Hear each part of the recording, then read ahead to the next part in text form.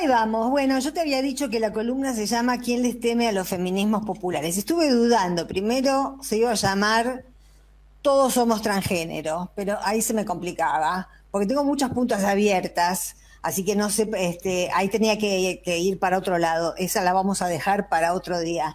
Eh, no, comentábamos al principio del programa que esto está disparado por, bueno, la enorme marcha de ayer en protesta por el crimen de Úrsula Bahillo, que tenía 18 años, a 6 años de aquel primer Ni Una Menos, que también fue, eh, digamos, esa es la palabra disparado, organizado, eclosionó. Hubo algo que explotó por el crimen de Kiara Pérez en aquel momento que tenía 14 años. Es decir, hay algo que en estas jovencitas, en los asesinatos de estas jóvenes, Kiara estaba embarazada, eh, era de Santa Fe, de Rufino, de un pueblo de Santa Fe, Úrsula de Rojas. Hay algo que hace estallar el ánimo de muchas mujeres de todas las edades, y se va constituyendo, se van constituyendo a lo largo de de estos años, un fenómeno nuevo que es el que yo creo que hace temblar cierta estantería estructural del capitalismo, que es básicamente el patriarcado. Se pueden hoy asimilar de alguna manera el capitalismo y el patriarcado. Realmente hemos escuchado a la mamá de Úrsula, que estuvo 2 horas reunida con el presidente de la Nación y con la ministra de Nación y con la ministra de Mujeres y la ministra de Justicia, y la ministra de Seguridad también.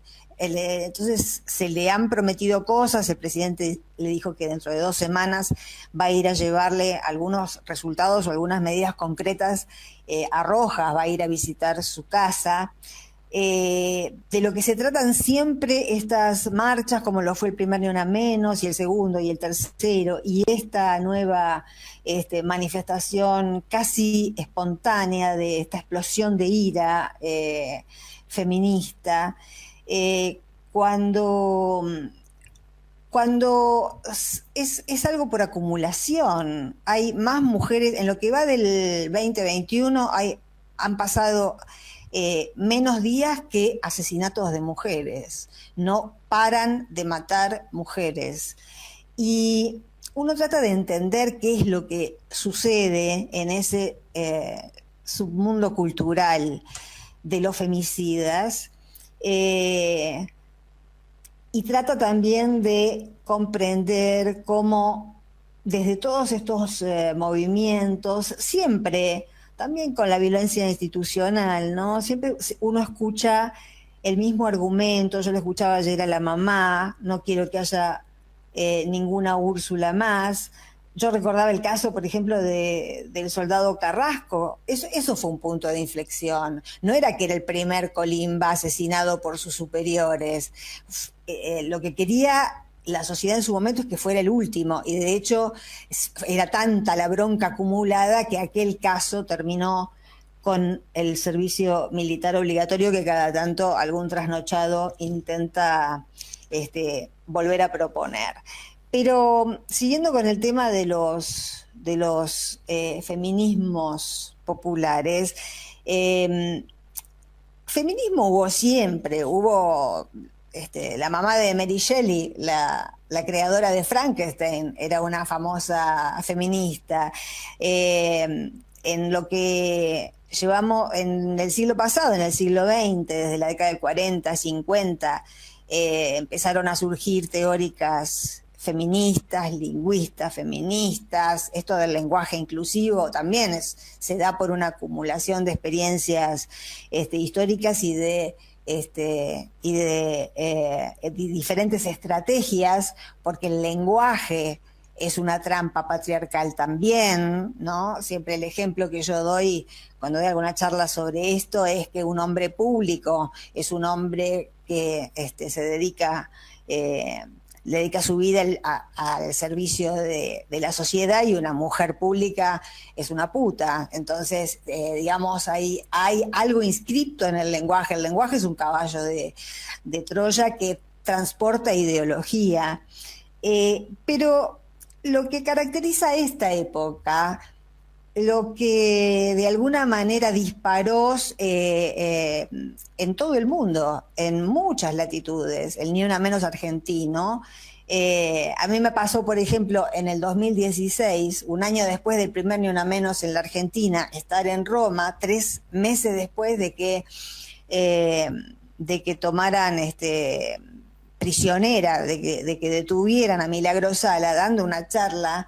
Estuve ahí dando una charla sobre, ya en aquel momento, la presa política Milagro Sala, y coincidía con el primer Ni Una Menos romano, y las feministas romanas me dejaron en un determinado momento, cuando se acercaba la prensa internacional, estar en la primera línea, porque yo llevaba un cartel con la cara de Milagro, en reconocimiento a que en la Argentina había despertado de una manera tan multitudinaria el feminismo italiano. O sea, es absolutamente reconocido en todo el mundo que desde aquí salió una semilla que no salió cuando en realidad comenzó este periodo de visibilización de crímenes de mujeres, de odio de género, que fue en México. Fue en la década del 90 y fue en Ciudad Juárez, cuando empezaron a asesinar a mansalva a las empleadas de las maquiladoras.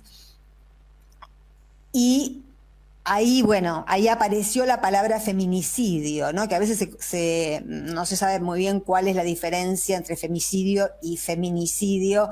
Femicidio en general se utiliza cuando es un hombre cualquiera que mata por odio de género, y feminicidio es cuando hay de alguna manera involucramiento del Estado. En el caso de Úrsula, y por lo que sabemos hasta ahora, cabría el término feminicidio, porque ahí hubo funcionarios de la justicia y de la policía que deberían haber actuado y no lo hicieron. Este policía que asesinó a Úrsula, bueno, tenía antecedentes y tenía incluso una causa por violación de una menor de edad, y la justicia no hizo nada. Ahora, más allá de este caso, ahí se juntan dos cosas que me parecen interesantes, ¿no? Yo el otro día en la columna del lunes, la primera que hice, decía que el patriarcado es algo que precede a la ideología, que precede incluso a nuestras respectivas culturas. Por algo, entre los chinos, por ejemplo, el pie de las adolescentes, en un fetichismo un poco pedófilo, se convirtió en una especie de fetiche sexual, y les quebraban a las niñas los huesos de los pies para que no les crecieran. Y eso fue visto como parte de la cultura china, cuando en realidad, si uno lo ve desde la perspectiva de ahora, con todo lo que estamos visibilizando, era realmente una costumbre absolutamente perversa, sádica y criminal. En algunos países africanos, a las mujeres, a las adolescentes, les cortan el clítoris cuando tienen 10, 12 años, sencillamente para inhibirles cualquier tipo de placer sexual. Y eso también ha sido siempre denunciado. Siempre los estados son algunos países africanos musulmanes. Esto no tiene nada que ver con el Islam. Estas son costumbres de algunos países como Sudán, por ejemplo, que estructuralmente lo prohíben, pero sigue sucediendo porque es una costumbre, porque es reconocido como un rasgo cultural. Y lo más sádico, y por eso yo decía el otro día que cuando pensamos en el patriarcado tenemos que pensar en varones y en mujeres, porque por ejemplo en esas ceremonias, que es muy difícil imaginarse algo más cruel, algo más sádico y algo más horroroso que les extirpen el clítoris a las niñas de 10 años que en realidad después empezaron a huir de sus aldeas, a irse, para evitar ese momento, pero en la ceremonia tradicional, la encargada de hacer ese corte era la madre, no eran los varones, eran las mujeres las que cometían y llevaban a cabo esa ceremonia. Por eso la cultura patriarcal es muy compleja de desmalezar. ¿Qué sucedía en la década del 60, por ejemplo, que había tantas teóricas feministas y se empezaban a cuestionar estas costumbres en estos países de África musulmanes, por ejemplo? Bueno, venía la respuesta del relativismo cultural. Ustedes son blancas, son heterosexuales, serán feministas y todo lo que quieran, pero esta es nuestra cultura. Como si la cultura fuera la excusa perfecta. Lo que sucedió en estos últimos 20 años, 15 años, y que estalló, ahí sí, podemos decir que es eso lo que estalló con el Ni Una Menos hace 5 o 6 años, creo que 5, 6, se van a cumplir ahora, es que fue una reacción tan fuerte que hizo eclosionar lo que estaba ya latente, embrionariamente, en muchas culturas que padecían el patriarcado de diferentes maneras y que se manifestaran y que se visibilizaran las propias víctimas. Ahí no había nadie que venía de una universidad, ninguna mirada eurocentrista que viniera a decir tu cultura no sirve, la que sirve es la nuestra. Cada pueblo y cada grupo de mujeres, estuvimos viendo el año pasado, por ejemplo, a las mujeres afrodescendientes en Estados Unidos construir sus propias protestas feministas y quejarse no de los varones blancos, de los varones negros, que son las que a ellas las maltratan. En estos países africanos también hay feminismo ahora, y son esas mismas mujeres, no necesitan que vayan desde Dinamarca a decirles que está mal y que es sádico extirparles el clítoris. Son ellas mismas las que lo dicen. Hay feminismo zapatista que se queja de los matrimonios arreglados, porque hay feminismo, por ejemplo, yo sigo mucho el feminismo comunitario antipatriarcal boliviano, que me parece que tiene un eje muy, muy interesante y muy lúcido, y ellas mismas, Adriana Guzmán, que es una referente, te dice, bueno, el revolucionario, cuando es por política, camina con vos a tu lado en la calle, pero cuando llegás a tu casa, se sienta y espera que le des de comer. Entonces, esta multiplicidad de feminismos populares que están en contradicción entre ellos, por supuesto. Hay algunos feminismos populares en la Argentina, me estoy refiriendo ahora, que dicen que solo es mujer aquella persona que tiene vulva. Otros feminismos populares no quieren que vayan los varones a las marchas de las mujeres porque dicen que les están expropiando el espacio. Y entonces los varones se preguntan, ayer por ejemplo Leonardo Grosso subió un posteo que decía, ¿qué podemos hacer los varones? Porque hay algunos feminismos que rechazan a los varones, no quieren que hagan nada. Y los varones que se ponen en cuestión dicen, pero bueno, pero algo tenemos que hacer. A la línea 144, que es la línea que tienen las mujeres de todo el país para llamar en casos de asesoramiento, para las emergencias está el 911, pero a la 144 han llamado decenas de miles de varones, o varones violentos o varones que se ven a sí mismos llegar al borde de la violencia y quieren evitarlo. Entonces estamos ante un fenómeno muy complejo, pero el hecho, y con esto voy redondeando, el hecho de que el feminismo haya salido del claustro, que haya tomado las calles, que uno, digamos, a mí me cuesta, por ejemplo, usar lenguaje inclusivo por mi generación, pero escucho hablar a chicas de 14, 15 años que parece que hablaran otro castellano, lleno de E por todas partes, y les sale, a mí suena jeringoso, pero realmente a ellas les sale con una naturalidad y con una espontaneidad que se han apropiado de eso y van a crecer con eso. Y le guste o no le guste, a quien le guste o no le guste, el lenguaje inclusivo va a ser el lenguaje del mañana, porque es visibilizar todo lo que no es ni O ni A.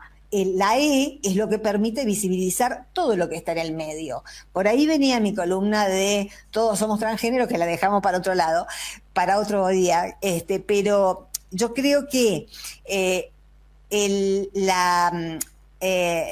esta explosión de violencia que estamos presenciando en estos días, en este año, tiene que ver, por un lado, con la crisis de la pandemia, con este desequilibrio mental que en algún grado sufrimos todos, pero también con que ese femicida latente que hay en muchos varones y que se desinhibe, así como se desinhibe la ultraderecha, se siente realmente amenazado porque ya no es una cuestión de mujeres que van a la universidad y a las que les hacen alguna nota en el diario, las que protestan, sino que es su propia mujer la que está tomando conciencia de que tiene derecho a disfrutar de todo, también de su deseo sexual, porque abajo del patriarcado, en el fondo de todos los patriarcados, de todas las épocas, de todas las culturas y de todas las latitudes, lo que late, y esto lo podemos desarrollar otro día, es la necesidad masculina de que las mujeres no gocemos de nuestra genitalidad.